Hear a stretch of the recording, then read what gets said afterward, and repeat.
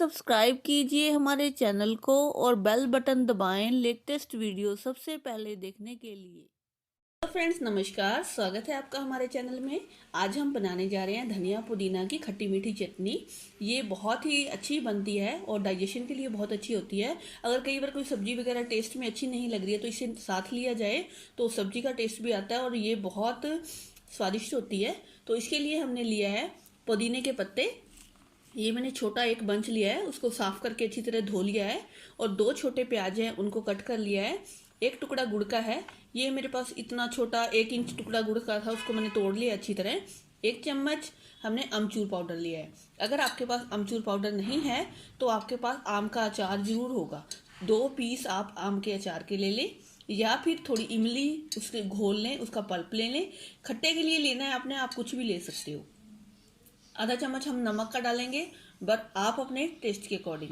आधा इंच मैंने अदरक का टुकड़ा लिया है, उसको धो के साफ कर लिया, अच्छी तरह छील लिया है। और थोड़े से पत्ते धनिए के लिए हैं, इससे टेस्ट बहुत अच्छा हो जाएगा चटनी का। और 2-3 हरी मिर्च लिए हैं। ये हरी मिर्च ज़्यादा कड़वी नहीं है इसलिए मैंने 3 ली हैं। अगर आपकी हरी मिर्च कड़वी हो तो आप थोड़ा कम ले लें। तो शुरू करेंगे हम चटनी बनाना। सबसे पहले हम प्याज एक मिक्सर बाउल में डाल लेंगे। मिक्सी का हमने जार लिया है, उसमें हमने प्याज डाल दिए, पुदीना डाल देंगे। अब इसमें हम गुड़ डाल देंगे, मतलब सारे इंग्रेडिएंट हमने डालने हैं इसके अंदर, चाहे आप पहले कोई भी डाल दो। अमचूर पाउडर, अदरक। अब हम हरी मिर्च को 2-3 पीसीस में कट करके डालेंगे, साबुत नहीं डालते हैं, नहीं तो फिर ये रह जाती है पीसने से। और धनिया जो है हमारा, उसे भी हम थोड़ा थोड़ा रफली काट के डाल देंगे इस तरह। अब हमारा इसमें जाएगा नमक। नमक आपने अपने टेस्ट के अकॉर्डिंग डालना है, मैं आधा चम्मच डाल रही हूँ। चलिए अब हम इसे पीस लेंगे।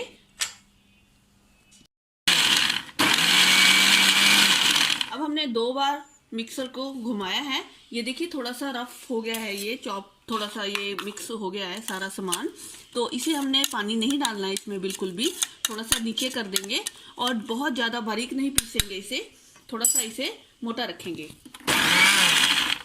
ये लीजिए, चटनी हमारी बनकर बिल्कुल अच्छी तरह तैयार हो गई है। और आप इसे पराठे के साथ, सब्जी के साथ किसी भी टाइम सर्व कर सकते हो। और ये अगर आप खाते हो तो इससे डाइजेशन बहुत अच्छा होता है। कई बार ऐसा होता है कि हमारे पेट में गड़बड़ हो जाए, तो आप सब्जी की जगह इसे यूज़ करें तो ये बहुत अच्छी रहेगी। चटनी को हमने सर्व कर दिया है।